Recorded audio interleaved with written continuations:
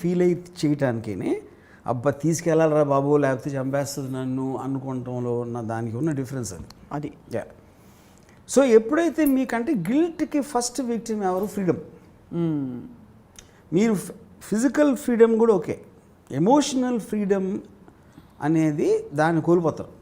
100% guilty feeling ఉంటాయి. అది ఇంకా దారుణం, అవును. ఎందుకంటే కుచించేస్తుంది అది అసలు లోపలికి వచ్చి ఒక దులిచేస్తుంది అంతే.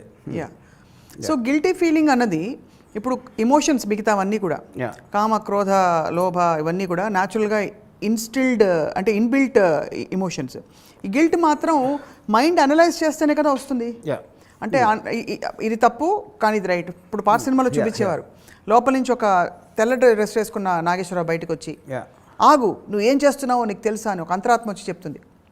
అది so do you think it comes from the mind or the heart? అంటే emotion always comes from the heart అంటారు. I don't think they're inseparable. I mean technically ఇప్పుడు మనకు ఒక నాలెడ్జ్ ఉంటుంది, అనలైజ్ చేసే పవర్ మైండ్ ఉండొచ్చు, బట్ ఎమోషన్ అనేది it is connected in some way or the other. You know ఇప్పుడు ఫీలింగ్ అనేది ఒక emotion obviously that is related to మీకున్న నాలెడ్జ్ ఏది తప్పు అని మిమ్మల్ని ఎలా ప్రోగ్రామ్ చేశారనే దాంట్లో ఉంటుంది. సి ఫర్ ఎగ్జాంపుల్ అంటే అది ఎంత సబ్జెక్టివ్ అంటే మీన్ నాట్ సబ్జెక్టివ్ కంపారిటివ్ ఆస్పెక్ట్లో అది ఎలా ఉంటుందంటే ఇప్పుడు ఒక మీరు ఎవరో ఏదో చేసిన దాన్ని మీరు తప్పడతారు. అవును, సేమ్ థింగ్ మనము చేస్తున్నాం అనేది అప్పుడు రాదు, ఐడియా రాదు. అప్పుడు ఆర్డర్ ఆఫ్ నేచర్లో ఎవ్రీబడి డస్ దట్. అంటే ఒక చాలా చిన్న ఎగ్జాంపుల్, ఒక కోడి ఉంది, కోడి మన చికెన్ బిర్యానీ కోడిని చంపేసాం. సో అప్పుడేంటి చికెన్ బిర్యానీ తినాలనే కోరిక ఏదైతే ఉందో మనలో, సో ఆ కోడి ప్రాణం కన్నా దాని పవర్ ఎక్కువ కాబట్టి మీరు చేశారు. అదే you don't care about it.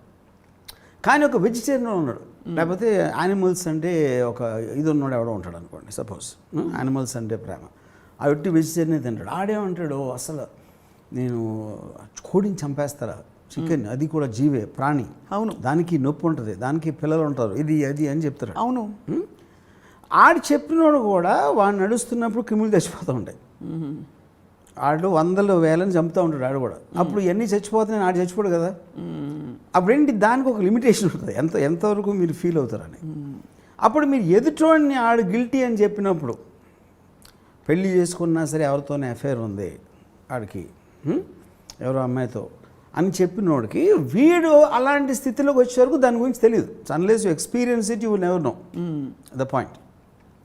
ఇంకోటి, ఇప్పుడు ఒక సంస్థ ఉంటుంది, మ్యారేజ్ ఉందనుకోండి, భార్యాభర్తలు. భార్య అంటే ఇలా ఉండాలి, భర్త చెప్పినట్టు నడుచుకోవాలి, పిల్లలు పెద్దల్ని గౌరవించాలి, ఇలాంటివి కొన్ని ఉంటాయి. యూనో వాటిల్లో కూడా మీకు మోస్ట్ ఆఫ్ ద టైమ్ ఫ్యామిలీస్లో కాన్ఫ్లిక్ట్లు ఎందుకు వస్తాయి? ఫస్ట్ ఆఫ్ ఆల్ కలిసి ఉండాలనే ఒక రిస్ట్రిక్షన్. రైట్. మీరు గాడ్ ఫాదర్ టైం నుంచి, రాజుల టైం నుంచి, అంటే గాడ్ ఫాదర్ అంటే అది ఫ్యామిలీ ఫిల్మ్ ఎప్పుడు చెప్తాం, అందుకని చెప్పేది దాని గురించి. సొంత ఫ్యామిలీని కూడా చేస్తాడా, సొంత బ్రదర్ని చేస్తాడా, సొంత భార్యని చేస్తాడు, సొంత భర్తని చేస్తుందంటే భర్త భార్య కాదు, వాళ్ళందరూ మనుషులు, వాళ్ళు వేరే వేరే టైపులు వాళ్ళు. అవును, ఇప్పుడు ఉసామా బిన్ లాదెన్ కూడా కొడుకే, అవును, అతను కూడా అన్నయ్యే, అతను కూడా ఫాదరే. Same thing goes with Hitler. కానీ వాళ్ళు ఇండివిజువల్స్గా ఏంటి అన్న దాని మీద మీకు ప్రాబ్లం వస్తుంది. కానీ అన్నయ్య అవటం వలన రాదు, అమ్మ అవటం వలన రాదు, భార్య అవటం వలన రాదు. కరెక్ట్. సో ఈ లింక్ మొత్తం అంతా ఎక్కడ వస్తుంది? మీకు మిమ్మల్ని ప్రోగ్రామ్ చేసినప్పటి నుంచి, చిన్నప్పటి నుంచి అక్కడ వచ్చేసింది. ఎప్పుడైతే మీరు పెరుగుతూ ఉంటారో, మీకు నాలెడ్జ్ పెరిగిన కొద్దీ మీరు ఎక్స్పీరియన్స్ అయ్యారు దాంతో. రైట్. ఇప్పుడు ఒక భార్యాభర్తలు బెడ్రూమ్లో ఏం చేస్తున్నారు, లివింగ్ రూమ్లో ఏం చేస్తున్నారు, వాళ్ళకి తెలుస్తుంది, బయట గట్ట తెలుస్తుంది. అప్పుడేంటి, వాళ్ళు విడిపోవాలనుకున్నప్పుడు పక్కన వాళ్ళు ఏమనుకుంటారని గిల్టీ ఫీలింగ్. ఎవరైతే ఇన్స్టిగేట్ చేస్తున్నారో, అంతేగా ఇన్స్టిగేట్ చేస్తున్నారో, కానీ వాళ్ళు వీళ్ళు బతకట్లా, కానీ వీళ్ళు ఎవరో లేకపోతే కేర్ చేసేవారు కాదు. So that is the dichotomy of the whole thing.